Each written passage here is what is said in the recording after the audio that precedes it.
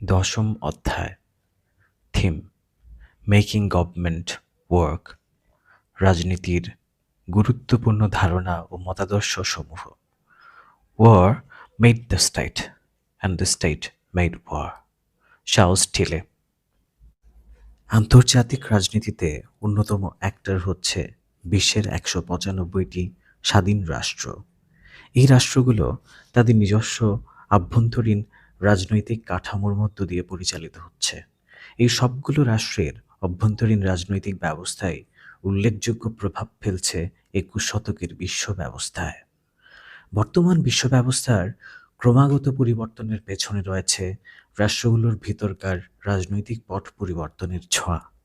তাই সদা পরিবর্তনশীল এই বিশ্ব ব্যবস্থাকে বুঝতে হলে আমাদের রাষ্ট্র, সরকার, রাজনীতি সম্পর্কিত ধারণা ও মতাদর্শগুলো সম্পর্কে একটি মৌলিক জ্ঞান থাকা প্রয়োজন। একটি প্রশ্ন দিয়ে এই অধ্যায় শুরু করা যাক। বিশ্বের যে সকল রাষ্ট্র নিজেদের একটি গণতান্ত্রিক রাষ্ট্র হিসেবে দাবি করে, তারা সবাই বলছে যে তাদের দেশের গণতন্ত্রই সঠিক এবং সেরা। অঞ্চলভেদে গণতন্ত্র আমাদের কাছে এক এক রূপে ধরা দেয়। তাহলে গণতন্ত্র বিষয়টা আসলে কি? এটি কি সংজ্ঞায়নের মধ্যেই সীমাবদ্ধ রাখার বিষয়, নাকি পরিমাপ করার বিষয়? তাহলে এই প্রশ্নটি মাথায় রেখেই আলোচনা শুরু করা যাক। রাষ্ট্রের আদি উৎস। আজকের আধুনিক রাষ্ট্রগুলো হঠাৎ করেই একটি পরিপূর্ণ রাষ্ট্রে পরিণত হয়নি। যুগে যুগে বিভিন্ন বিবর্তনের মধ্য দিয়ে রাষ্ট্রগুলো আধুনিকতায় প্রবেশ করেছে। অতীতে রাষ্ট্রের মূল ভিত্তি ছিল ব্যক্তি, তারপর ব্যক্তি থেকে একটি পরিবার, পরিবার থেকে একটি ট্রাইব বা কমিউনিটি, তারপর অনেকগুলো কমিউনিটি মিলে একটি নগর রাষ্ট্র। রাষ্ট্রের উৎপত্তি নিয়ে অনেক তত্ত্ব ও মতবাদ থাকলেও অ্যারিস্টটলের এই মতবাদটি তুলনামূলকভাবে প্রায়োগিক। জাতি, নেশন এবং জাতীয়তাবাদ বা ন্যাশনালিজম সাধারণত ভাষা, ধর্ম, গোত্র, বর্ণ ইত্যাদির কারণে মানুষ বিভিন্ন গোষ্ঠী বা সম্প্রদায়ে ঐক্যবদ্ধ হয়। আবার দীর্ঘদিন একসাথে বসবাস করার কারণে তাদের মধ্যে একটি সাদৃশ্যপূর্ণ সম্পর্ক গড়ে ওঠে। যেমন বাংলা ভাষাভাষী সকল জনগণ তাদের ভাষাগত মিলের কারণে একসাথে বসবাস শুরু করে। ইংরেজি ভাষাভাষী জনগণ তাদের ভাষার সুবিধার্থে একসাথে বসবাস করা শুরু করে। কৃষ্ণাঙ্গ লোকেরা তাদের বর্ণের যে মিল তার উপর ভিত্তি করে একসাথে বসবাস শুরু করে। ধর্মের উপর ভিত্তি করেও মানুষ একসাথে বসবাস করা শুরু করে। অর্থাৎ সবার মধ্যে একটি ইউনিটি বা কমন আইডেন্টিটি রয়েছে। এভাবে মিল বা সাদৃশ্যের উপর ভিত্তি করে একসাথে হওয়া সম্প্রদায়কে বলা হয় জাতি। জাতি হচ্ছে একটি ধারণাগত বিষয় যে আমরা সবাই এক এবং একতাবদ্ধ। আর এই জাতি যখন একটি নির্দিষ্ট রাজনৈতিক চেতনা নিয়ে গড়ে ওঠে, তখন বলা হয় ন্যাশনালিজম বা জাতীয়তাবাদ। রাষ্ট্রের উপাদান, এলিমেন্টস অফ স্টেট। 1. পপুলেশন। এই মিল বা সাদৃশ্যের উপর ভিত্তি করে কিংবা জাতীয়তাবাদকে কেন্দ্র করে যে সম্প্রদায় গড়ে ওঠে, সেটিকে বলা হয় পপুলেশন বা জনসংখ্যা। এভাবে ভাষাগত সাদৃশ্যের উপর ভিত্তি করে গড়ে উঠেছিল বাঙালি জনগোষ্ঠী, ইংরেজ জনগোষ্ঠী, বর্ণগত মিলের উপর ভিত্তি করে শ্বেতাঙ্গ জনগোষ্ঠী। 2. টেরিটরি।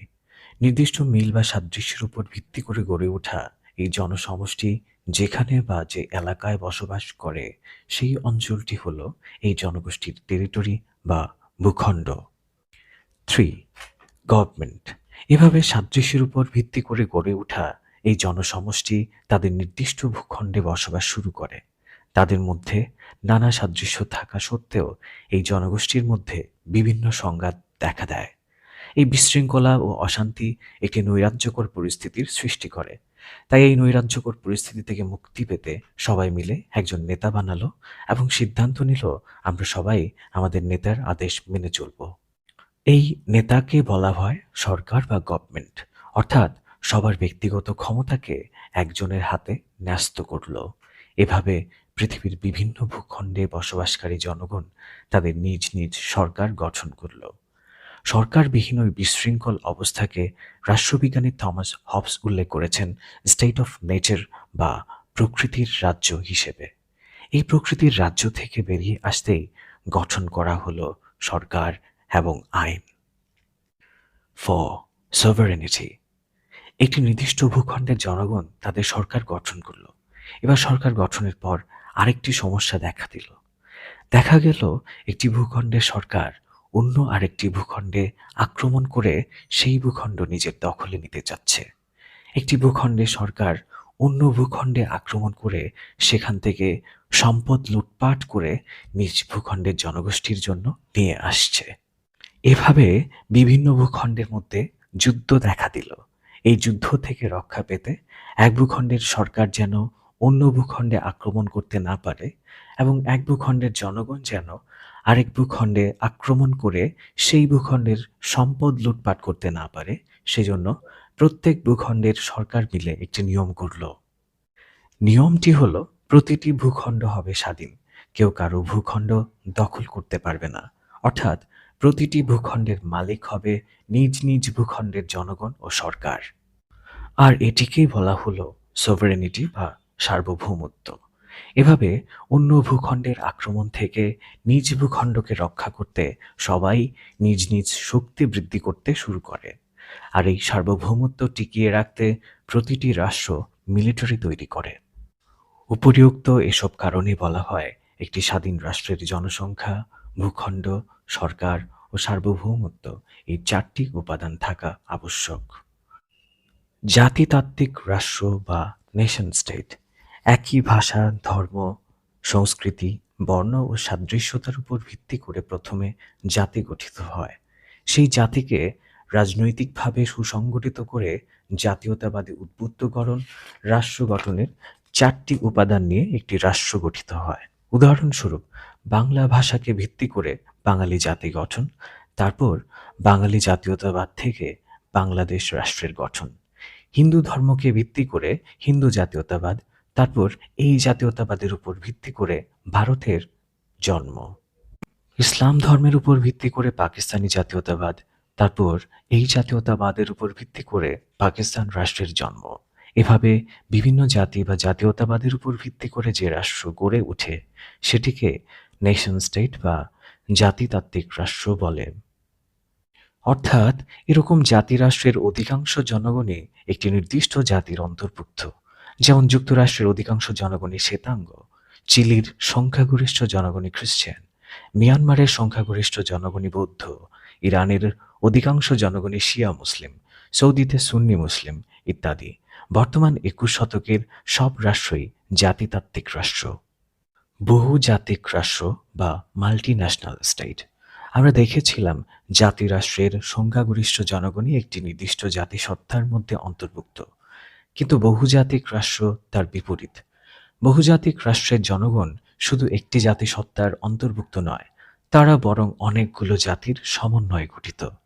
তাই যে রাষ্ট্রটি একের অধিক জাতি নিয়ে গঠিত হয় সেই রাষ্ট্রকে বলা হয় বহুজাতিক রাষ্ট্র। যেমন এশিয়া মহাদেশের ভারত, ইন্দোনেশিয়া, মালয়েশিয়া, ফিলিপাইন বহুজাতিক রাষ্ট্র, ইউরোপের রাশিয়া, ফ্রান্স, সার্বিয়া বহুজাতিক রাষ্ট্র, আফ্রিকার ঘানা, কেনিয়া, দক্ষিণ আফ্রিকা ইত্যাদিও বহুজাতিক রাষ্ট্র। কয়েকটি উদাহরণ দেওয়া যাক। ১. ভারত একটি বহুজাতিক রাষ্ট্র। সেখানে বহু বর্ণের, বহু ভাষার, বহু ধর্মের মানুষ একসাথে বসবাস করে। তামিল, হিন্দুস্তানি, তেলেগু, গুজরাটি, কেরালা, পাঞ্জাব, বেঙ্গল, মালয়, কাশ্মীরি, আসামি ইত্যাদি জাতি একসঙ্গে ভারতে বসবাস করছে। ২. আফ্রিকার দেশ ঘানা। সেখানে চাইনিজ, মালয়, ইউরোপিয়ান, লেবানিজ ইত্যাদি জাতির মানুষ বসবাস করে। ঔপনিবেশিক শাসনের প্রভাবের কারণে সেখানে এখন এত জাতির একসঙ্গে বসবাস। ৩. কেনিয়াতে ৫-এর অধিক জাতি রয়েছে। সেখানে কিকুইয়া, লৌ, লোহাই, কাম্বা, ক্যালেনজিন ইত্যাদি জাতির বসবাস। কেনিয়ায় ২০% বেশি কোনো জাতিগোষ্ঠীর মানুষ নেই। ৪. দক্ষিণ আফ্রিকাও একটি বহুজাতিক রাষ্ট্র। সেখানে শুধু বর্ণের ভিত্তিতেই শ্বেতাঙ্গ, কৃষ্ণাঙ্গ ইত্যাদি জাতি। আবার ভাষার ভিত্তিতে রয়েছে ইংরেজি, সোয়াজি, ভ্যান্ডা, সোয়ানা, পেরি, জুলো ইত্যাদি ভাষাভাষীর জাতি। ভূখণ্ডগত অখণ্ডতা বা ন্যাশনাল ইন্টিগ্রিটি। একটি রাষ্ট্রের মধ্যে বহু জাতির বসবাস থাকে। রাষ্ট্রে বসবাসরত শুধু একটি জাতির মধ্যেই আবার ভিন্ন ভিন্ন সাবগ্রুপ থাকে। যেমন বাংলাদেশের কথাই বলা যাক। বাংলা ভাষার উপর ভিত্তি করে গড়ে ওঠা আমরা বাঙালি জাতি হলেও এবং আমাদের সবার ভাষা বাংলা হলেও আমাদের মধ্যে অনেকে আবার হিন্দু, অনেকে মুসলিম, অনেকে আবার খ্রিস্টান। ভারতে হিন্দুদের মধ্যেই আবার অনেকগুলো শ্রেণী রয়েছে। একটি রাষ্ট্রে বসবাসকারী ভিন্ন ভিন্ন জাতি, গোষ্ঠী, শ্রেণী সবার মধ্যে যে একতাবোধ সেটিকেই বলে ভূখণ্ডগত অখণ্ডতা।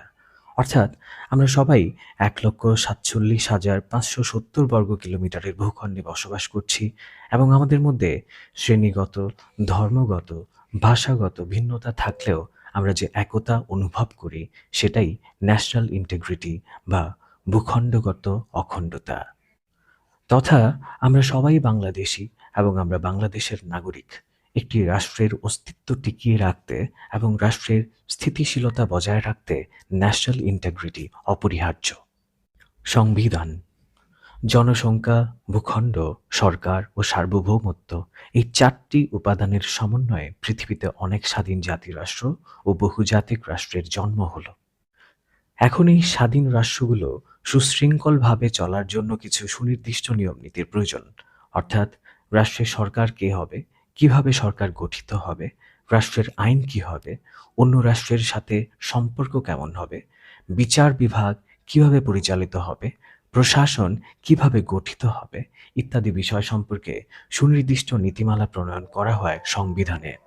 ঠিক এজন্যই একটি স্বাধীন রাষ্ট্র হওয়ার পর সেই রাষ্ট্রের প্রথম দায়িত্ব হলো যত দ্রুত সম্ভব একটি সংবিধান প্রণয়ন করা। যেমন বাংলাদেশ স্বাধীন হওয়ার ১ বছরের মধ্যেই ১৯৭২ সালে একটি সংবিধান প্রণয়ন করতে হয়েছে। ১৯৪৭ সালে ভারত স্বাধীন হওয়ার পর ৩ বছরের মাথায় ১৯৫০ সালে তাদের সংবিধান প্রণয়ন করে ফেলে। স্বাধীনতার পর সংবিধান প্রণয়ন করতে দেরি হলে রাষ্ট্র পরিচালনা নিয়ে অনেক সমস্যা দেখা দেয়। যেমন ১৯৪৭ সালে পাকিস্তান স্বাধীন হওয়ার পর একটি সংবিধান তৈরি করতে তাদের দীর্ঘ ৯ বছর লেগেছিল। ১৯৫৬ সালে পাকিস্তান তার সংবিধান প্রণয়ন করতে সক্ষম হয়। তাই দীর্ঘ ৯ বছর পাকিস্তানকে সামরিক শাসনের আওতায় থাকতে হয়েছে। সরকার ব্যবস্থার প্রাথমিক ধারণা, সময়ের পরিবর্তনে যুগে যুগে বিভিন্ন রাষ্ট্রের সরকার ব্যবস্থা নানা রূপের মধ্য দিয়ে আবর্তিত হয়েছে। এরিস্টটলিয়ান ফর্মস অফ গভর্নমেন্টের ধারণা দিয়ে পুরো বিষয়টি ব্যাখ্যা করার চেষ্টা করব। 1. মনার্কি বা রাজতন্ত্র। রাজতন্ত্রের মানে হলো একজন রাজার শাসন বা রুল বাই ওয়ান। প্রথম দিকে জনগণ তাদের সরকার হিসেবে রাষ্ট্রের সর্বোচ্চ যোগ্য এমন একজন ব্যক্তিকে তাদের রাজা হিসেবে বেছে নিয়েছিল। রাজার কথা মতো রাষ্ট্র পরিচালিত হতো। মানুষ মনে করত একজন রাজার মাধ্যমেই রাষ্ট্র শাসন হওয়াটাই ভালো, কেননা রাজা একজন হওয়ার কারণে যে কোনো সিদ্ধান্ত খুবই দ্রুত গ্রহণ করা যায়। একজন রাজার পরিবর্তে কয়েকজন মিলে শাসন করলে সবাই ভিন্ন ভিন্ন সিদ্ধান্ত নিয়ে আসবে। তখন কার সিদ্ধান্তটি গ্রহণ করবে সেটি নিয়ে বিশৃঙ্খলা সৃষ্টি হবে। এসব দিক বিবেচনা করে পৃথিবীর অনেক দেশ রাজতন্ত্র গ্রহণ করে। 2. টাইরানি বা স্বৈরতন্ত্র। রাজতন্ত্রের অধীনে কিছুদিন থাকার পর রাষ্ট্রের জনগণ লক্ষ্য করল যে রাজা জনগণের মঙ্গলের জন্য আর কাজ করছে না। রাজা বরং ভোগ বিলাসে মত্ত হয়ে পড়ছে। রাজা নিজের সুখ শান্তি পরিবার নিয়ে ব্যস্ত হয়ে পড়ছে। রাজার কথা মতো চলতে জনগণকে বাধ্য করা হচ্ছে। কেউ রাজার কথা না শুনলে তাকে জেলে আটক করা হচ্ছে। রাজার এই নেতিবাচক অবস্থানটিকে বলা হয় স্বৈরতন্ত্র। এক কথায় স্বৈরতন্ত্র হলো রাজতন্ত্রের বিকৃত বা পারভার্টেড রূপ। অর্থাৎ রাষ্ট্রে একজনের শাসন যদি ভালো হয় তাহলে রাজতন্ত্র, আর যদি খারাপ হয় তাহলে স্বৈরতন্ত্র। 3. অ্যারিস্টোক্রেসি বা অভিজাততন্ত্র। রাষ্ট্রের নাগরিকরা যখন দেখল যে রাজতন্ত্রের রাজা বেশি দিন ঠিক থাকেন না, রাজা যেহেতু একজন, তাই একটি সময় পর রাজা জনগণের কল্যাণের কথা ভুলে গিয়ে ভোগবিলাসে মত্ত হয়ে ওঠেন। রাষ্ট্রে রাজার সমকক্ষ যেহেতু আর কেউ নেই, তাই রাজা কিছুদিন পর স্বভাবগতভাবেই স্বৈরাচারী হয়ে ওঠেন। তখন রাষ্ট্রের নাগরিকরা সিদ্ধান্ত নিল পুরো রাষ্ট্রের ক্ষমতা শুধু একজনের হাতে ন্যস্ত না করে বরং রাষ্ট্রের যারা সবচেয়ে বেশি শিক্ষিত এবং জ্ঞানী তাদের কয়েকজনের হাতে রাষ্ট্র ক্ষমতা অর্পণ করি। তখন রাজার পরিবর্তে রাষ্ট্র পরিচালনা করার দায়িত্ব দেওয়া হয় শিক্ষিত ও অভিজাত কিছু মানুষের হাতে। অল্প কিছু শিক্ষিত মানুষের দ্বারা রাষ্ট্র পরিচালনার এই সিস্টেমকে বলা হয় অ্যারিস্টোক্রেসি বা অভিজাততন্ত্র। যেহেতু সবাই শিক্ষিত, তাই তারা সবাই মিলে ভালো ভালো পলিসি গ্রহণ করবে। তাদের যে কোনো একজন কোনো ভুল সিদ্ধান্ত গ্রহণ করলে অন্য আরেকজন সেটা ধরিয়ে দেবে। রাজা একা ছিল, যে কারণে রাজার ভুল ধরিয়ে দেওয়ার মতো কেউ ছিল না। অভিজাততন্ত্রের যেহেতু সবাই জ্ঞানী, তাই তারা রাষ্ট্রের জন্য কোনো ভুল পলিসি গ্রহণ করতে পারেন না। 4. অলিগার্কি বা গোষ্ঠীতন্ত্র।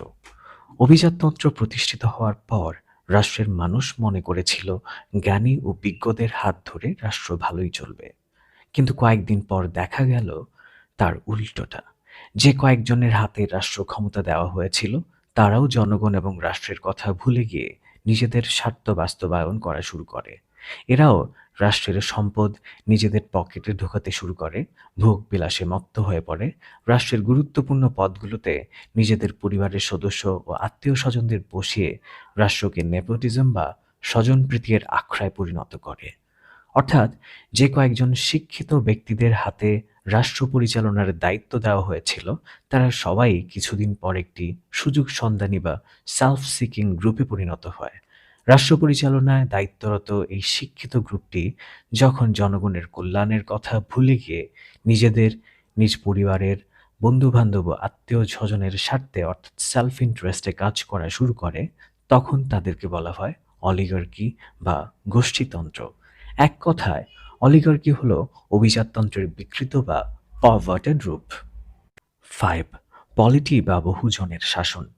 রাষ্ট্রের জনগণ যখন দেখল যে একজন রাজা কিছুদিনের মধ্যে বিকৃত হয়ে স্বৈরশাসক হয়ে যায়, একইভাবে অল্প কয়েকজন শিক্ষিত ও অভিজাত মানুষের কাছে রাষ্ট্র পরিচালনার দায়িত্ব দিলে তারাও কয়েকদিন ঠিক থেকে পরবর্তীতে স্বার্থান্বেষী গ্রুপে পরিণত হয়।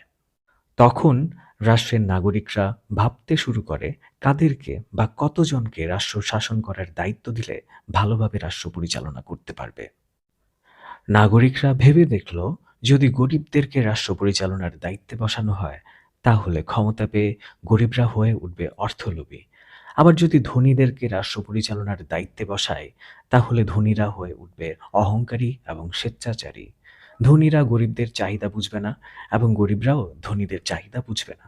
তাই ধনী এবং গরিব এদেরকে ক্ষমতায় না বসিয়ে রাষ্ট্রের যারা মধ্যবিত্ত শ্রেণী, তাদেরকে ক্ষমতায় বসালে রাষ্ট্র ভালো চলবে। কারণ মধ্যবিত্তরা ধনীদের চাহিদাও বুঝতে পারবে এবং গরিবদের চাহিদাও বুঝতে পারবে। একইভাবে মধ্যবিত্ত শ্রেণী গরিবদের মতো অর্থলোভীও হয়ে উঠবে না এবং ধনীদের মতো স্বেচ্ছাচারীও হয়ে উঠবে না। তাই সবাই মিলে ঠিক করলো, রাষ্ট্র পরিচালনার দায়িত্ব শুধু একজন কিংবা একটি শিক্ষিত গ্রুপের হাতে নয়, বরং রাষ্ট্রের যারা মধ্যবিত্ত শ্রেণী, তাদের হাতে দেওয়া হবে। যেহেতু একমাত্র মধ্যবিত্ত শ্রেণীই পারবে ধনী ও গরিবদের মধ্যে একটি ভারসাম্য বজায় রাখতে, তাই রাষ্ট্র পরিচালনার দায়িত্ব দেওয়া হলো মধ্যবিত্ত শ্রেণীর কাছে। আর মধ্যবিত্তের রাষ্ট্র পরিচালনার এই সিস্টেমকে বলা হয় পলিটি বা বহুজনের শাসন বা রুল বাই মেনি। তাই রাষ্ট্রবিজ্ঞানী এরিস্টটল ভারসাম্য রক্ষাকারী মধ্যবিত্তের এই শাসনকেই সর্বোৎকৃষ্ট বলেছেন। 6. ডেমোক্রেসি বা গণতন্ত্র। একটি রাষ্ট্রের ৩ শ্রেণীর নাগরিক থাকে: গরিব, মধ্যবিত্ত ও ধনী। পলিটি শাসন ব্যবস্থায় আমরা দেখেছি রাষ্ট্র শাসন করবে শুধু মধ্যবিত্তরা। পলিটি সিস্টেমে যেহেতু মধ্যবিত্তরা রাষ্ট্রের ধনী ও গরিবদের মধ্যে একটি ভারসাম্য তৈরি করতে পারত, তাই একে সর্বোত্তম শাসন ব্যবস্থা মনে করা হতো। কিন্তু সমস্যাটি হলো, যারা আজকে মধ্যবিত্ত, তারা কিন্তু সবসময় মধ্যবিত্ত থাকে না। ধনী, গরিব ও মধ্যবিত্ত আর্থিক এই বিষয়গুলো সবসময় এক বা কনস্ট্যান্ট থাকে না। কেউ ধনী থেকে গরিব হয়, কেউ গরিব থেকে ধনী হয়, কেউ মধ্যবিত্ত থেকে ধনী হয়, আবার কেউ গরিব থেকে মধ্যবিত্ত হয়। অর্থাৎ পলিটি শাসন ব্যবস্থায় রাষ্ট্রের শাসকদের অনবরত পরিবর্তন হতে থাকে। কেউ হঠাৎ বাদ পড়ে যায়, কেউ আবার নতুন করে অন্তর্ভুক্ত হয়। তখন রাষ্ট্র পরিচালনা নিয়ে একটি অরাজকতা দেখা দেয়। তাছাড়া রাষ্ট্রের কে মধ্যবিত্ত, কে গরিব, কে ধনী এসব নির্ণয় করাও কষ্টসাধ্য। তাই রাষ্ট্রের নাগরিকরা ভাবল যে ধনী, গরিব ও মধ্যবিত্ত এভাবে রাষ্ট্রের সকল জনগণের মধ্যে একটি বিভাজন তৈরি না করে, বরং রাষ্ট্রের শাসন কার্যে রাষ্ট্রের সকল জনগণকেই অন্তর্ভুক্ত করি। রাষ্ট্রের সকল জনগণ মিলে রাষ্ট্র শাসন করাকেই বলা হয় ডেমোক্রেসি বা গণতন্ত্র। মানুষ পলিটি শাসনকে বাদ দিয়ে গণতন্ত্রকে গ্রহণ করলো। গণতন্ত্র হয়ে গেল ধনী, গরিব, মধ্যবিত্ত, শিক্ষিত, অশিক্ষিত, যুবক, বৃদ্ধ সকলের মিলিত শাসন। তবে এরিস্টটল গণতন্ত্র নিয়েও খুশি হতে পারেননি। কারণ এরিস্টটল লক্ষ্য করলেন, রাষ্ট্রের সকল জনগণ যখন তাদের রাষ্ট্র পরিচালনার দায়িত্ব নেবে, তখন আরেকটি সমস্যা দেখা দেবে। সেটি হলো, রাষ্ট্রের সকল জনগণ কিন্তু রাজনীতি সচেতন নয়। রাষ্ট্রের অধিকাংশ মানুষই অশিক্ষিত। তাই এ সকল অসচেতন ও অশিক্ষিত মানুষ রাষ্ট্রের জন্য কোনটি ভালো হবে কিংবা কোনটি মন্দ হবে এসব বুঝবে না। রাষ্ট্রের ভালো-মন্দ বিবেচনা না করে তারা রাষ্ট্রের জন্য বিভিন্ন বিরূপ পলিসি গ্রহণ করবে। তাই এরিস্টটল গণতন্ত্রকে সংজ্ঞায়িত করেছেন মব রুল বা উচ্ছৃঙ্খল জনতার শাসন হিসেবে। এভাবেই যুগ যুগ ধরে রাষ্ট্রের শাসন ব্যবস্থা পরিবর্তন হচ্ছে। সময়ের প্রয়োজনে রাজতন্ত্র থেকে স্বৈরতন্ত্র, স্বৈরতন্ত্র থেকে অভিজাততন্ত্র, অভিজাততন্ত্র থেকে গোষ্ঠীতন্ত্র, গোষ্ঠীতন্ত্র থেকে মধ্যবিত্ত শ্রেণীর শাসন, মধ্যবিত্ত শ্রেণীর শাসন থেকে উচ্ছৃঙ্খল জনতার শাসনে এসে পৌঁছেছে। আধুনিক রাষ্ট্রের গঠন, মডার্ন স্টেট ফরমেশন। রাষ্ট্র গঠনের উপরিউক্ত প্রক্রিয়াটি ছিল সম্পূর্ণ কাল্পনিক ও বিমূর্ত। অনেকটা বিমূর্ত ধারণা হলেও রাষ্ট্রের উৎপত্তি সম্পর্কে আমরা অন্তত একটি মৌলিক ধারণা পেয়েছি। তবে এটি অস্বীকার করার কোনো সুযোগ নেই যে প্রাচীনকাল থেকে বিভিন্ন সভ্যতা ও নগররাষ্ট্র এভাবেই গড়ে উঠেছিল। ১৯০০ সাল পর্যন্ত পৃথিবীতে স্বাধীন রাষ্ট্র ছিল মাত্র ৭৮টি, মতান্তরে ৭৭টি। কিন্তু বর্তমানে মোট স্বাধীন রাষ্ট্রের সংখ্যা ১৯৫টি, তথা ১১৭টি নতুন রাষ্ট্রের জন্ম হয়েছে। ভবিষ্যতে আরও নতুন নতুন রাষ্ট্রের সৃষ্টি হবে। এখন প্রশ্ন হচ্ছে, আধুনিক কালে এসে রাষ্ট্রগুলো কিভাবে সৃষ্টি হলো? বর্তমান জাতিরাষ্ট্রগুলো কিভাবে গঠিত হলো সেটি নিয়ে চার্লস টিলির একটি অসাধারণ মত রয়েছে, যেটা বেলিকস থিওরি নামে পরিচিত। টিলির মতে, বর্তমান আধুনিক জাতিরাষ্ট্রগুলো বল প্রয়োগ, যুদ্ধ, সংগ্রাম ইত্যাদির মধ্য দিয়ে সৃষ্টি হয়েছে। যুক্তরাষ্ট্র সৃষ্টি হয়েছে ব্রিটেনের বিরুদ্ধে যুদ্ধ করে, বাংলাদেশ সৃষ্টি হয়েছে পাকিস্তানের সাথে যুদ্ধ করে, ভিয়েতনাম যুদ্ধ থেকে উত্তর ভিয়েতনাম ও দক্ষিণ ভিয়েতনাম দুটি আলাদা রাষ্ট্রের সৃষ্টি হয়েছে। কোরীয় যুদ্ধের পর উত্তর কোরিয়া ও দক্ষিণ কোরিয়া নামে দুটি আলাদা রাষ্ট্রের জন্ম হয়েছে। সুদান থেকে আন্দোলন করে দক্ষিণ সুদান সৃষ্টি হয়েছে। স্পেনের সাথে যুদ্ধ করে ল্যাটিন আমেরিকার রাষ্ট্রগুলো সৃষ্টি হয়েছে। ফ্রান্সের সাথে যুদ্ধ করে আফ্রিকার অধিকাংশ রাষ্ট্র সৃষ্টি হয়েছে। ব্রিটেনের সাথে যুদ্ধ করে এশিয়ার অধিকাংশ রাষ্ট্রের সৃষ্টি হয়েছে। চার্লস টিলির মতে, বর্তমান জাতিরাষ্ট্রগুলো যেন যুদ্ধ, সংঘাত ও বল প্রয়োগেরই ফল। আধুনিক রাজনৈতিক ব্যবস্থা, আধুনিক গণতন্ত্র। গণতন্ত্র কিভাবে পরিমাপ করব? যেহেতু গণতান্ত্রিক শাসনে ধনী গরিব নির্বিশেষে রাষ্ট্রের সকল নাগরিকদের অন্তর্ভুক্ত করা যায়, সেহেতু বর্তমান বিশ্বের অনেক দেশ তাদের রাষ্ট্রের শাসন ব্যবস্থা হিসেবে গণতন্ত্রকে বেছে নিয়েছে। প্রতিটি রাজনৈতিক সিস্টেমে কিছু ত্রুটি থাকবেই। কিছু ত্রুটির জন্য পুরো রাজনৈতিক ব্যবস্থাকে উপড়ে ফেলে না দিয়ে বরং ত্রুটিগুলো সংশোধন করাই শ্রেয়। প্রাচীন ও মধ্যযুগে বিশ্বের অধিকাংশ মানুষ অশিক্ষিত ও রাজনৈতিকভাবে অসচেতন থাকলেও আজকের ২১ শতাব্দীতে এসে রাষ্ট্রের নাগরিকরা পূর্বের মতো অশিক্ষিত নয়। শিক্ষার হার প্রতিনিয়ত বৃদ্ধি পাওয়ায় মানুষ এখন রাজনৈতিকভাবে অনেক সচেতন। তাই এরিস্টটল গণতন্ত্রের সবচেয়ে বড় ত্রুটি হিসেবে যে উচ্ছৃঙ্খল জনতার শাসন বলেছিলেন, সেটা এখন আর নেই।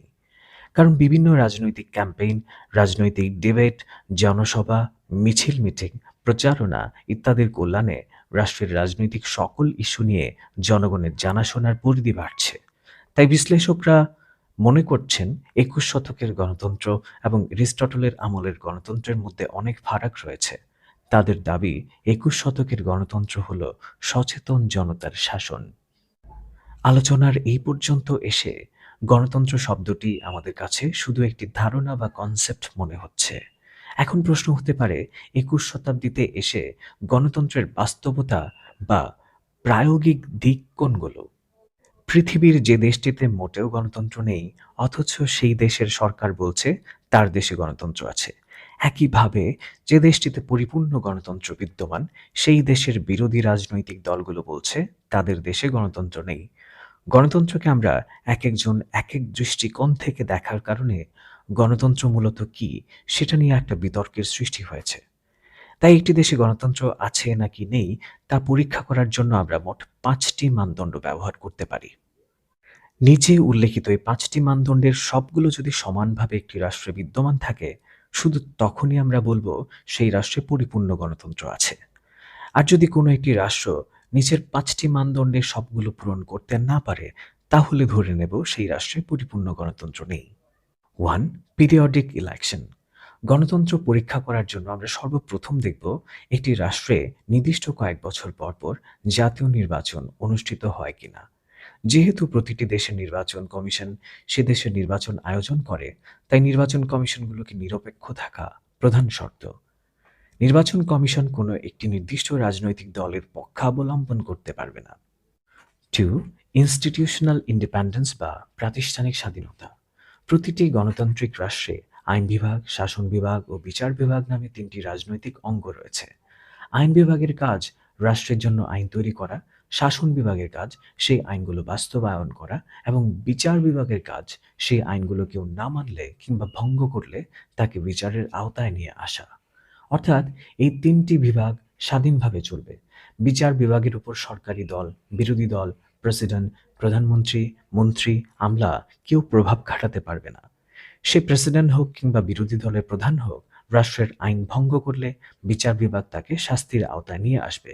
তাই গণতন্ত্র পরীক্ষা করে দেখার জন্য দেখতে হবে রাষ্ট্রের এই গুরুত্বপূর্ণ 3টি অঙ্গ স্বাধীনভাবে কাজ করতে পারছে কিনা। 3. সেকুলারিজম বা ধর্মনিরপেক্ষতা। প্রথমেই ধর্মনিরপেক্ষতার বিষয়টি পরিষ্কার করার চেষ্টা করি। সেকুলারিজম আমাদের কাছে দুইভাবে উপস্থাপিত হয়। 1. একটি রাষ্ট্রের একজন নাগরিক হিসেবে ধর্ম মানা এবং না মানার স্বাধীনতা। 2. রাষ্ট্রের যে কোনো প্রাতিষ্ঠানিক সিদ্ধান্তে কোনো বিশেষ ধর্মকে প্রাধান্য না দেওয়া।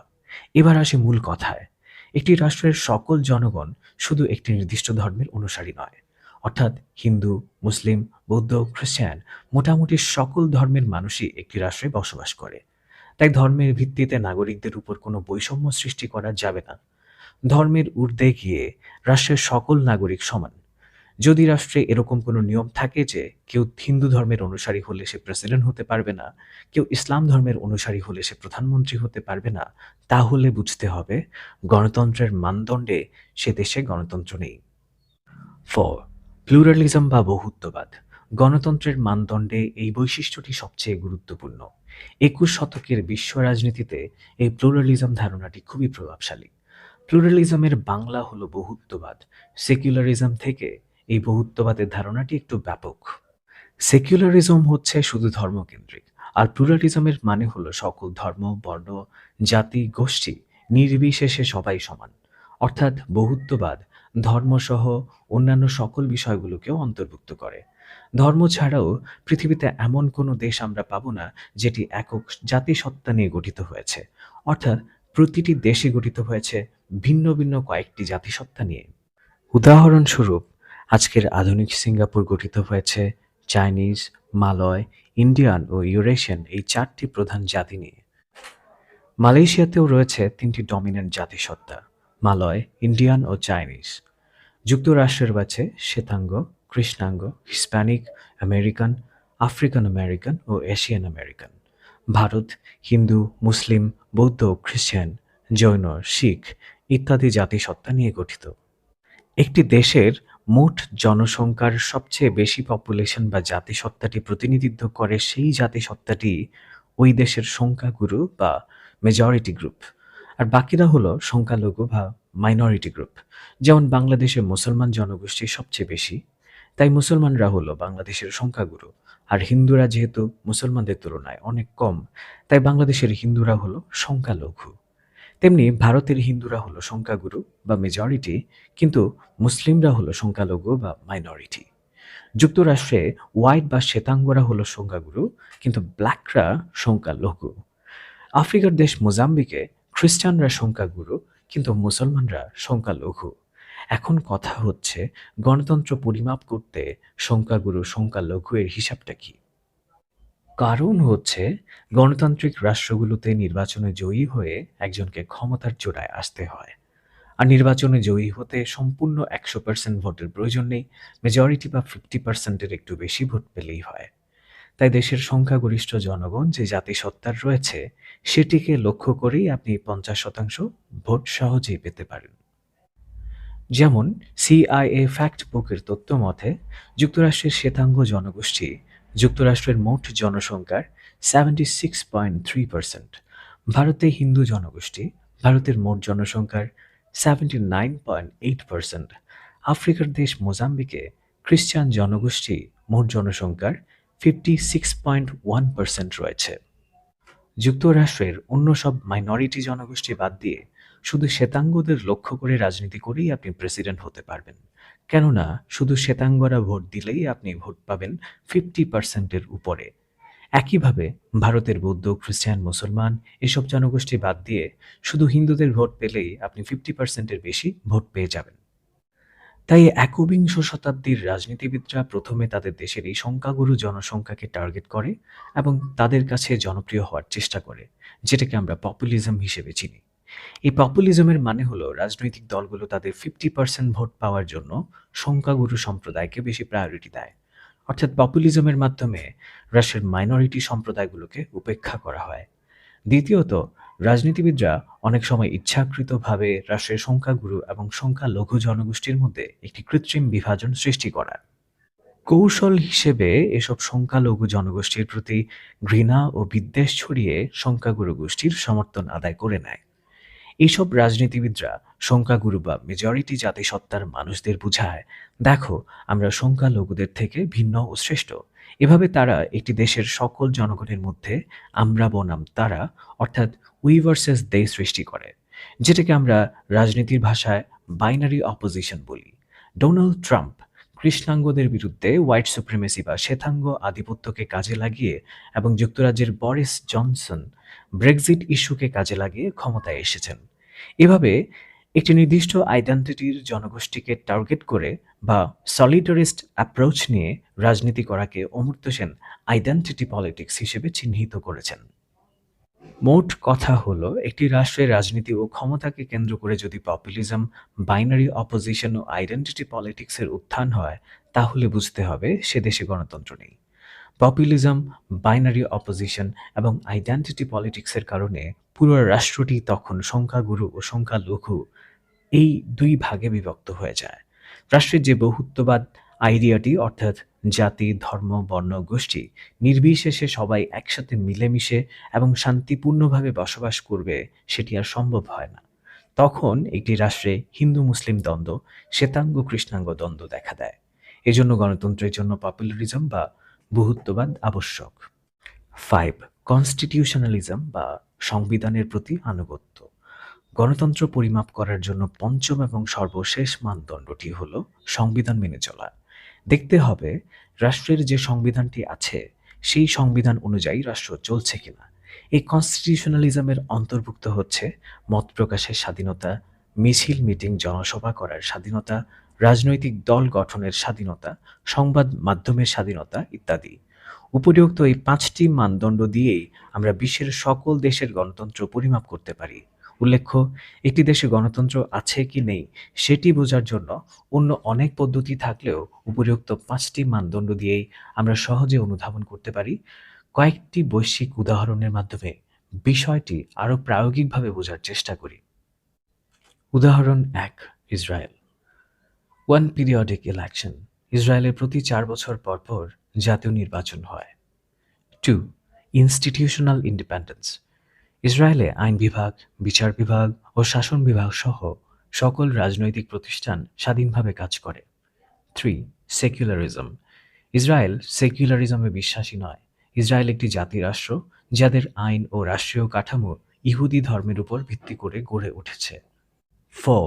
প্লুরালিজম। ইসরায়েলে সংখ্যাগুরু ও সংখ্যালঘু সম্প্রদায়ের মধ্যে তেমন দ্বন্দ্ব দেখা যায় না। 5. কনস্টিটিউশনালিজম। ইসরায়েলে মত প্রকাশের স্বাধীনতা, রাজনৈতিক দলগুলোর স্বাধীনতা কিংবা সংবাদপত্রের স্বাধীনতা সবই আছে। মূল্যায়ন। ইসরায়েল রাষ্ট্রটি গণতন্ত্র পরিমাপের 5টি মানদণ্ডের মধ্যে 4টি পূরণ করতে পেরেছে, কিন্তু 3 নম্বর মানদণ্ডটি অর্থাৎ সেকুলারিজম পূরণ করতে পারেনি। তাই ইসরায়েল একটি পরিপূর্ণ গণতান্ত্রিক দেশ নয়। আবার ইসরায়েল একেবারেই গণতান্ত্রিক রাষ্ট্র নয় সেটাও বলা যাবে না, যেহেতু তারা 5টির মধ্যে 4টি মানদণ্ড পূরণ করতে পেরেছে। উদাহরণ 2, ইরান। 1. Periodic election. ইরানের প্রতি 5 বছর পর পর প্রেসিডেন্সিয়াল ইলেকশন হয়। 2. Independent institution. ইরানের রাজনৈতিক প্রতিষ্ঠানগুলো স্বাধীন নয়, কারণ প্রেসিডেন্ট প্রার্থী কারা হবে সেটি বাছাই করেন সুপ্রিম লিডার নিজে। প্রেসিডেন্ট নির্বাচিত হওয়ার পর সেই প্রেসিডেন্ট কাজ করেন সুপ্রিম লিডারের অধীনে। ইরানের গার্ডিয়ান কাউন্সিলের অর্ধেক সদস্যকে নির্বাচিত করেন সুপ্রিম লিডার, আর অর্ধেক নির্বাচন করেন প্রধান বিচারপতি। বিচারপতিকে আবার নির্বাচিত করেন সুপ্রিম লিডার। এক কথায়, ইরানের প্রতিষ্ঠানগুলো স্বাধীন নয়। 3. সেকুলারিজম। ইরানের প্রেসিডেন্ট হতে হলে অবশ্যই তাকে মুসলমান হতে হবে। কোনো অমুসলিম ইরানের প্রেসিডেন্ট হতে পারবে না।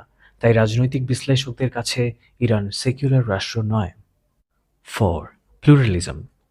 ইরানে জাতি, ধর্ম, বর্ণ ইত্যাদি সম্পর্কিত তেমন কোনো দ্বন্দ্ব নেই। নির্বিশেষে সবাই মিলেমিশে বসবাস করার চেষ্টা করে। 5.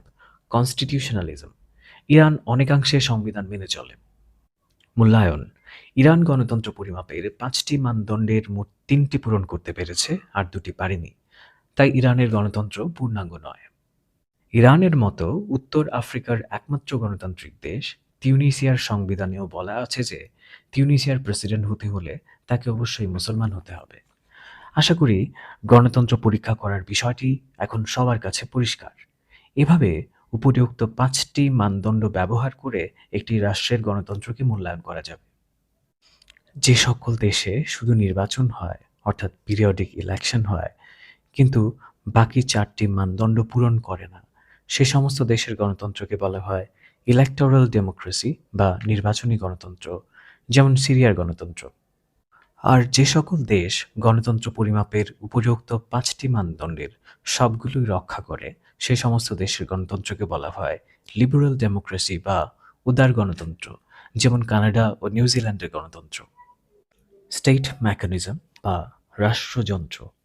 বিভিন্ন দেশের জাতীয় রাজনীতির সমন্বয়ে মূলত আন্তর্জাতিক রাজনীতি গড়ে ওঠে। জাতীয় রাজনীতিতে পরিবর্তন আসলে আন্তর্জাতিক সম্পর্কের ক্ষেত্রেও পরিবর্তন আসে।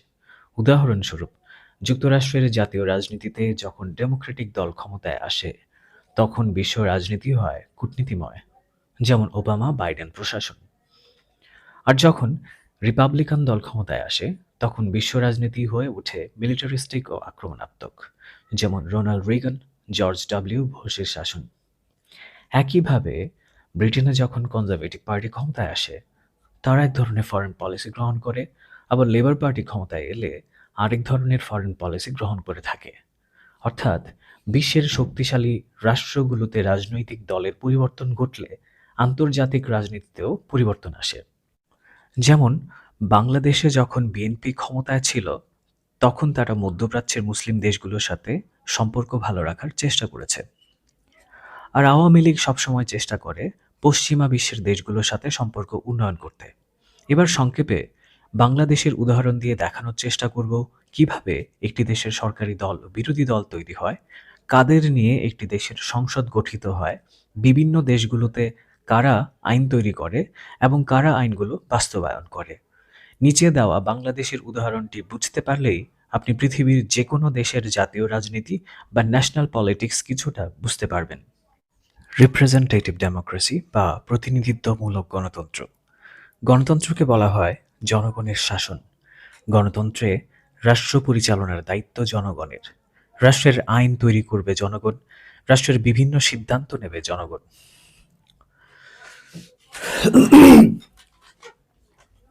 রিপ্রেজেন্টেটিভ ডেমোক্রেসি বা প্রতিনিধিত্বমূলক গণতন্ত্র। গণতন্ত্রকে বলা হয় জনগণের শাসন। গণতন্ত্রে রাষ্ট্র পরিচালনার দায়িত্ব নেবে জনগণ, রাষ্ট্রের আইন তৈরি করবে জনগণ, রাষ্ট্রের বিভিন্ন সিদ্ধান্ত নেবে জনগণ। রাষ্ট্র চলবে জনগণের ইচ্ছায়। এখন ধরুন বাংলাদেশের মোট জনসংখ্যা 17 কোটি। এই 17 কোটি জনগণ তো আর একসাথে একটি জায়গায় মিলিত হয়ে আইন তৈরি করতে পারবে না, কিংবা একসাথে বসে আলোচনাও করতে পারবে না এবং সিদ্ধান্তও নিতে পারবে না। ঠিক এই কারণে পুরো বাংলাদেশকে 300টি নির্বাচনী এলাকায় ভাগ করা হয়েছে। প্রত্যেক নির্বাচনী অঞ্চল থেকে ওই অঞ্চলের জনগণ ভোটের মাধ্যমে একজন করে তাদের প্রতিনিধি নির্বাচন করে। সবগুলো অঞ্চলে নির্বাচিত এই প্রতিনিধিরা যে জায়গাটিতে মিলিত হয়, সেই জায়গাটির নাম হলো পার্লামেন্ট বা সংসদ। নির্বাচিত এই প্রতিনিধিরাই সংসদে গিয়ে নিজ অঞ্চলের সকল জনগণকে প্রতিনিধিত্ব করে। জনগণের নির্বাচিত এই প্রতিনিধি তার নিজ অঞ্চলের সকল মানুষের কথাগুলো সংসদে গিয়ে উপস্থাপন করে। নিজ অঞ্চলের মানুষের প্রয়োজনীয়তা নির্বাচিত প্রতিনিধিরা সংসদে গিয়ে ব্যাখ্যা করে। প্রতিনিধি নির্বাচনের এই সিস্টেমকে বলা হয় রিপ্রেজেন্টেটিভ ডেমোক্রেসি। যুক্তরাষ্ট্র, যুক্তরাজ্য, Canada, France, Germany, Bharat, Bangladesh, Japan, Brazil, দক্ষিণ আফ্রিকা ইত্যাদি প্রায় সকল দেশেই এই রিপ্রেজেন্টেটিভ ডেমোক্রেসি সিস্টেমটি রয়েছে। সরকারি দল ও বিরোধী দল। এখন এই ৩০০টি নির্বাচনী এলাকার জন্য আওয়ামী লীগ থেকে ৩০০ জন প্রতিনিধি নির্বাচনে দাঁড়ায় এবং একইভাবে বিএনপি থেকে ৩০০ জন প্রতিনিধি নির্বাচনে অংশগ্রহণ করে।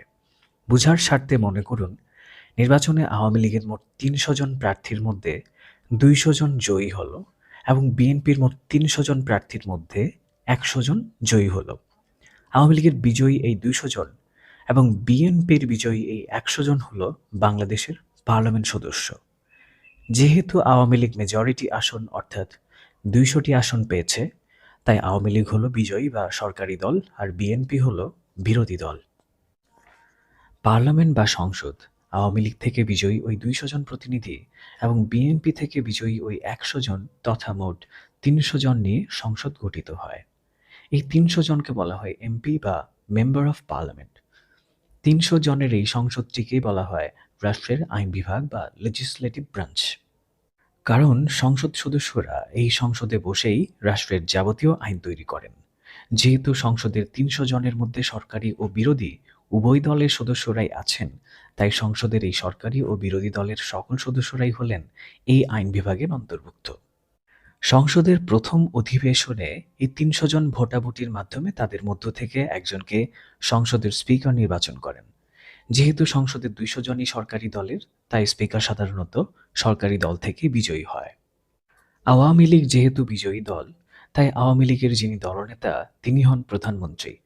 তারপর প্রধানমন্ত্রী তার নিজ দলের ওই ২০০ জন প্রতিনিধিদের মধ্য থেকে যারা খুবই অভিজ্ঞতা সম্পন্ন তাদের মধ্য থেকে ৪০ বা ৪৫ জনকে মন্ত্রী বানান। প্রধানমন্ত্রী ও তার সকল মন্ত্রীরা হলেন রাষ্ট্রের শাসন বিভাগ অর্থাৎ এক্সিকিউটিভ ব্রাঞ্চ। যেহেতু প্রধানমন্ত্রী ও মন্ত্রিসভাকে শাসন বিভাগ বলা হয়, তাই মূলত সরকারি দলই শাসন বিভাগের অন্তর্ভুক্ত। বিল ও আইন। বিল হচ্ছে কোনো একটি আইনের প্রাথমিক খসড়া। মনে করুন, বাংলাদেশে এখন তরুণ প্রজন্মের মধ্যে মাদকের ব্যবহার বৃদ্ধি পাচ্ছে। তরুণরা ক্রমাগত মাদকাসক্ত হয়ে পড়ছে। তাই এখন আপনি এমন একটি আইন তৈরি করতে চাচ্ছেন, যে সকল তরুণরা মাদকাসক্ত হবে তারা সরকারি চাকরিতে প্রবেশ করতে পারবে না।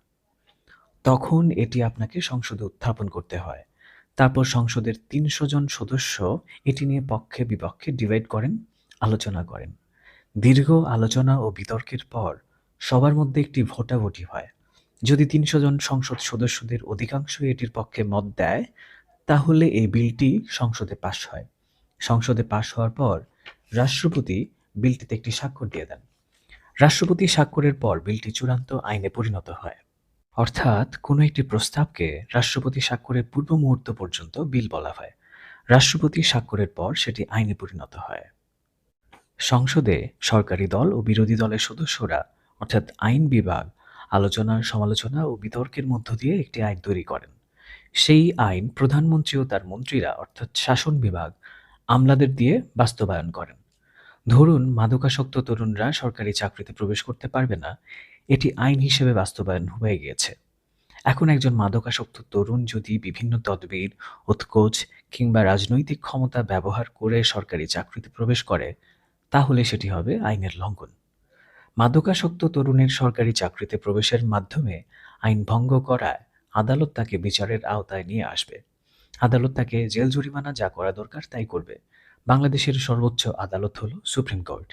এই সুপ্রিম কোর্ট বা আদালতকেই বলা হয় বিচার বিভাগ বা জুডিশিয়ারি ব্রাঞ্চ। উপরিউক্ত এই সিস্টেমের আলোকেই প্রায় সকল দেশের রাষ্ট্রযন্ত্র ফাংশন করে। বাংলাদেশকে ৩০০টি নির্বাচনী অঞ্চলে ভাগ করায় বাংলাদেশের সংসদে নির্বাচিত আসন সংখ্যা যেমন ৩০০টি, তেমনিভাবে যুক্তরাষ্ট্রকে ৪৩৫টি নির্বাচনী এলাকায় ভাগ করায় যুক্তরাষ্ট্রের পার্লামেন্টের নিম্নকক্ষের আসন সংখ্যাও ৪৩৫টি।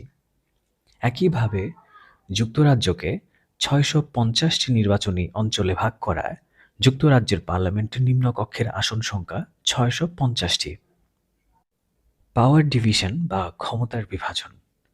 ভারত, পাকিস্তান, বাংলাদেশ, জাপান, যুক্তরাজ্যের মতো পৃথিবীর অনেক দেশ প্রধানমন্ত্রীর অধীনে চলে। আবার যুক্তরাষ্ট্র, ব্রাজিল, মেক্সিকো, তুরস্ক, পেরুর মতো অনেক দেশ প্রেসিডেন্টের অধীনে চলে। তাই প্রেসিডেন্ট ও প্রধানমন্ত্রীর এই বিষয়টি বুঝতে আমাদের আরও কয়েকটি টার্ম জানতে হবে।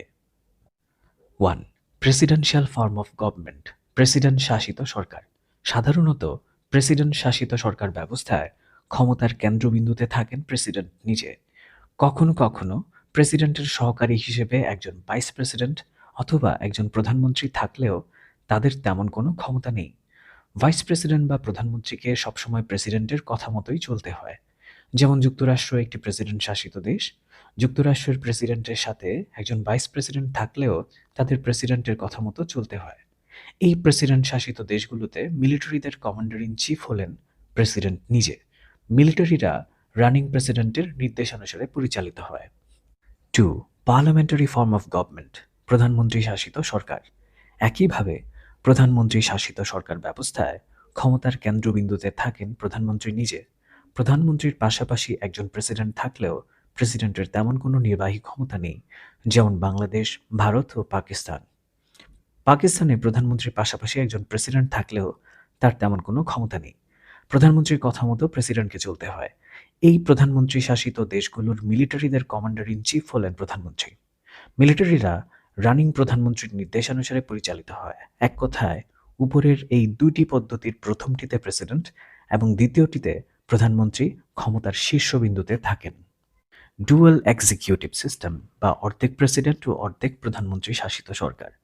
প্রেসিডেন্ট শাসিত সরকার এবং প্রধানমন্ত্রী শাসিত উপরিউক্ত এই দুটি সিস্টেমের বাইরে গিয়ে বিশ্বের কিছু কিছু দেশ তাদের সংবিধানে এমন একটি রাজনৈতিক ব্যবস্থা দাঁড় করিয়েছে যেখানে শুধু একজন নয়, বরং প্রধানমন্ত্রী ও প্রেসিডেন্ট উভয়েই ক্ষমতার কেন্দ্রবিন্দুতে থাকবে।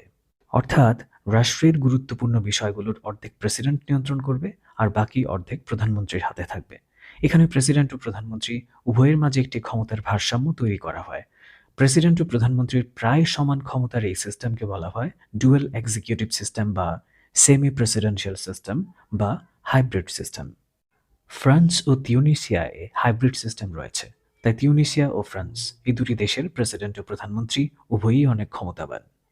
সেমি প্রেসিডেন্সিয়াল এই ফ্রেজটা দেখেই মনে রাখা যায় যে অর্ধেক ক্ষমতা প্রেসিডেন্টের হাতে আর বাকি অর্ধেক প্রধানমন্ত্রীর হাতে। তবে গুরুত্বপূর্ণ একটা বিষয় হলো সেমি প্রেসিডেন্সিয়াল এই সিস্টেমে মিলিটারিদের কমান্ডার ইন চিফ শুধু প্রেসিডেন্ট, যে কারণে তুলনামূলকভাবে প্রধানমন্ত্রীর চেয়ে প্রেসিডেন্টের নির্বাহী ক্ষমতা একটু বেশি। সেমি প্রেসিডেন্সিয়াল সিস্টেমের এই ধারণাটি 1978 সালে সর্বপ্রথম পলিটিক্যাল সায়েন্টিস্ট মাউরিস দোভার্জারের মাধ্যমে জনপ্রিয়তা লাভ করে। দোভার্জারের মতে, প্রেসিডেন্ট যেহেতু একটি রাষ্ট্রের প্রধান, তাই তাকে জনগণের প্রত্যক্ষ ভোটে নির্বাচিত হয়ে ক্ষমতায় আসা উচিত, এবং প্রধানমন্ত্রী যেহেতু সরকার প্রধান, তাই তিনিও পার্লামেন্টের প্রতিনিধিদের মধ্য থেকে আসাই বাঞ্ছনীয়। ইসলামিক রিপাবলিক বা ইসলামী প্রজাতন্ত্র। ইসলামী নিয়ম বা শরিয়া আইনে পরিচালিত হয় এমন গণতান্ত্রিক দেশকে বলা হয় ইসলামী প্রজাতন্ত্র। এই ইসলামী প্রজাতন্ত্র রয়েছে সারা বিশ্বে মাত্র তিনটি। ১. বিশ্বের প্রথম ইসলামিক রাষ্ট্র হল পাকিস্তান। পাকিস্তানের 1956 সালের সংবিধানে পাকিস্তানকে একটি ইসলামী প্রজাতন্ত্র হিসেবে ঘোষণা করা হয়। ২. দ্বিতীয় রাষ্ট্র হিসেবে 1958 সালে মৌরিতানিয়া নিজেকে ইসলামী প্রজাতন্ত্র হিসেবে ঘোষণা করে। ৩. ইরান তৃতীয় ইসলামী প্রজাতন্ত্র। 1979 সালে পাহলভি রাজতন্ত্রের পতন ঘটিয়ে ইরানিয়ান রেভলিউশনের মাধ্যমে ইরান ইসলামিক প্রজাতন্ত্রে রূপ নেয়। উল্লেখ্য, 2004 সালে তালেবান সরকারের পতনের পর আফগানিস্তান নতুন এক সংবিধান প্রণয়ন করে। সেখানে আফগানিস্তানকে একটি ইসলামী প্রজাতন্ত্র হিসেবে স্বীকৃতি দেওয়া হয়েছিল। 2021 সাল পর্যন্ত আফগানিস্তান ইসলামী রিপাবলিকের অধীনে ছিল। তালেবানরা নতুন করে ক্ষমতা দখল করায় আফগানিস্তান এখন ইসলামী আমিরাত হিসেবে পরিচিত। গাম্বিয়া, কমেরাস, ইস্ট তার্কিস্তান এরাও অতীতে ইসলামী রিপাবলিকের অন্তর্ভুক্ত ছিল, কিন্তু বর্তমানে নেই। ইসলামিক রাজতন্ত্র বা ইসলামিক মনার্কি। ইসলামী প্রজাতন্ত্রের সাথে ইসলামী রাজতন্ত্রের কিছু পার্থক্য রয়েছে। ইসলামিক প্রজাতন্ত্রে নামে মাত্র হলেও গণতন্ত্র আছে। এখানে গণতন্ত্র বলতে লিবারেল ডেমোক্রেসিকে বোঝাচ্ছি না। এসব ইসলামী প্রজাতন্ত্রগুলোতে রয়েছে নির্বাচনী গণতন্ত্র বা ইলেকটোরাল ডেমোক্রেসি। গণতন্ত্রের সকল বৈশিষ্ট্য না থাকলেও দেশগুলোতে নিয়মিত নির্বাচন হয়। ইরান, পাকিস্তান ও মৌরিতানিয়াতে নিয়মিত নির্বাচন হয়। অন্যদিকে ইসলামিক রাজতন্ত্রকে ইংরেজিতে ইসলামিক মনার্কি বলা হয়। ইসলামিক মনার্কি বা রাজতন্ত্র এমন এক ধরনের সরকার যেখানে ইসলামিক বা শরিয়া আইন আছে বটে, কিন্তু দেশ পরিচালিত হয় রাজার মাধ্যমে। ইসলামী রাজতন্ত্রে কোনো নির্বাচন নেই, বংশ পরম্পরায় শাসকরা ক্ষমতায় আসেন। বিশ্বে ইসলামিক মনার্কির মধ্যে রয়েছে সৌদি আরব, কুয়েত, বাহরাইন, মরক্কো, জর্ডান ইত্যাদি দেশগুলো। রাজনৈতিক দল কিভাবে গঠিত হয়? আমরা এটিকে দুভাবে ব্যাখ্যা করতে পারি। সোসাইটিতে মানুষের মধ্যে বিভিন্ন বিভাজন থাকে। গ্রামীণ সম্প্রদায়, শহুরে সম্প্রদায়, ধনিক সমাজ, বাঙালি, চাকমা, হিন্দু মুসলিম, কৃষক সম্প্রদায়, ব্যবসায়ী সম্প্রদায় ইত্যাদি বিভাজনে সমাজ বিভক্ত। এই সম্প্রদায়গুলোকে টার্ম হিসেবে সোশ্যাল ক্লেভেজ বলা হয়। এখন কোনো একটি সোশ্যাল ক্লেভেজ যদি রাজনৈতিক প্রতিনিধিত্ব থেকে বাদ পড়ে যায়, তখন তারা একত্রিত হয়ে দল গঠন করে। এটি হচ্ছে রাজনৈতিক দল গঠনের বিহেভিয়ারাল বা ইউরোপিয়ান থিওরি। একটি উদাহরণ দিই। ধরুন চাকমা সম্প্রদায় দেখল সংসদে তাদের হয়ে কেউ কথা বলে না, সেখানে তাদের কোনো প্রতিনিধি নেই, তাদের অধিকার নিয়ে কেউ আওয়াজ তোলে না। তখন তারা নিজেদের অধিকার রক্ষার্থে সবাই একত্রিত হয়ে রাজনৈতিক দল গঠন করে। এটি হচ্ছে রাজনৈতিক দল গঠনের ব্যাপারে ইউরোপিয়ান থিওরির মূল বক্তব্য। রাজনৈতিক দল গঠনের ব্যাপারে আমেরিকান থিওরি আবার ভিন্ন কথা বলছে। তারা বলছে সোশ্যাল ক্লিভেজের উপর রাজনৈতিক দল নির্ভর করে না, এটি গড়ে ওঠে লিডারশিপের উপর ভিত্তি করে। একজন মানুষ একা বা নিজের নামে সোসাইটির সকল মানুষকে একত্রিত করতে পারে না, তাই সে দল গঠন করে সেলফ ইন্টারেস্ট পূরণ করতে। দলের নাম ঠিক থাকলেও সময়ের পরিবর্তনে সে তার ইন্টারেস্ট পরিবর্তন করার মাধ্যমে জনগণকে তার প্ল্যাটফর্মে নিয়ে আসে। দল গঠনের সময় তার প্রাথমিক যে মতাদর্শ ছিল সেটি থেকে সে সরে আসে, তাই কখনো বামপন্থীদের সাথে, কখনো ডানপন্থীদের সাথে দলটি জোট গঠন করে। রাজনৈতিক দল জনগণের নিডস নিয়ে কাজ করে না, বরং পার্টি জনগণের নিডসগুলো দেখিয়ে দেওয়ার মাধ্যমে জনগণকে তাদের দিকে মোবিলাইজ করায়। একটি উদাহরণ দেই। ক্লাইমেট চেঞ্জ কি এটি অনেকেই জানে না। আমি জনগণকে এটি ব্যাখ্যা করে বোঝাচ্ছি যে এটিও তোমার ইন্টারেস্ট। কুড়িগ্রামের মাঝবয়সী একজন সম্মানিত কৃষক জানেন না জলবায়ু পরিবর্তন আসলে কি। আমি গিয়ে তাকে বললাম, চাচা, এই যে পানির অভাব এবং খরার কারণে ফসল ফলছে না, এটাই জলবায়ু পরিবর্তন। আমাকে ভোট দিলে আমি পানির ব্যবস্থা করে দিব। তখন চাচা বলবে, আসলেই তো তাই। হ্যাঁ, আমি এখন থেকে আপনার দলে।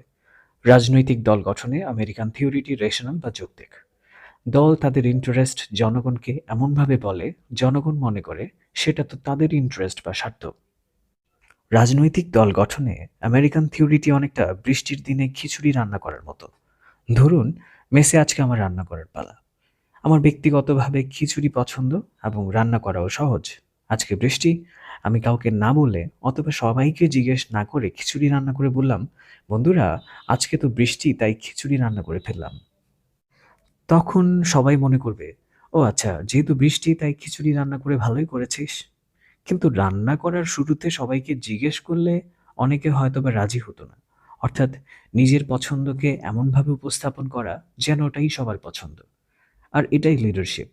আমেরিকান থিওরির মতে দল লিডারশিপের উপর ভিত্তি করেই গড়ে ওঠে। একই সোশ্যাল ক্লিভেজকে প্রতিনিধিত্ব করতে গিয়ে ব্যর্থ হলে তখন আরেকজন রাইভাল বা প্রতিদ্বন্দ্বী দাঁড়িয়ে ওই জনগণকে প্রতিনিধিত্ব করে। তখন জনগণও তার দিকে শিফট করে। এজন্য দেখা যায় দল বারবার ভেঙে যাচ্ছে, দলের কিছু সদস্য বের হয়ে নতুন আরেকটি দল গঠন করছে, অন্য মতাদর্শে বিশ্বাসী কিছু মানুষ আবার আমার দলে এসে যোগ দিচ্ছে। কোয়েশ্চেন টু থিঙ্ক অ্যাবাউট: রাজনৈতিক দল গঠনে বিহেভিয়ারাল থিওরি অর্থাৎ ইউরোপিয়ান থিওরি এবং রেশনাল থিওরি বা আমেরিকান থিওরি, এই দুটি তত্ত্ব আমরা জানার চেষ্টা করেছি। এখন প্রশ্নটি হচ্ছে, সমসাময়িক বিশ্ব রাজনীতির প্রেক্ষাপটে রাজনৈতিক দল গঠনের ক্ষেত্রে ইউরোপিয়ান থিওরিটি নাকি আমেরিকান থিওরিটি বেশি প্রাসঙ্গিক এবং কেন?